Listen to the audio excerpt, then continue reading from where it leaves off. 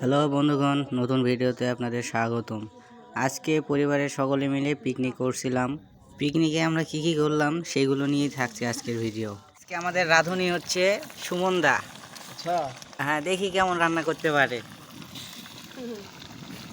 সুমন দার পর এবার চলে আসছে বর বাপ রান্না করতে। কি অবস্থা কন্ডিশন করে দিয়েছে। আমাদের রান্না আজকে কমপ্লিট। এই রান্না করতে অনেকজন লাগছে, অনেকজন রাঁধুনি ছিল।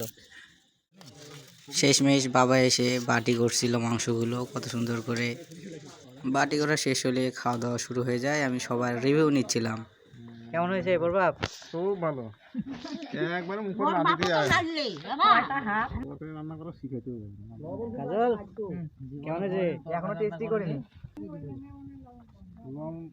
আচ্ছা ভালো না, বাটি মুখে যদিও দেয়নি এখনো, তবে ভালো হয়েছে। কেমন হয়েছে? ভালো না খেতে ভালো।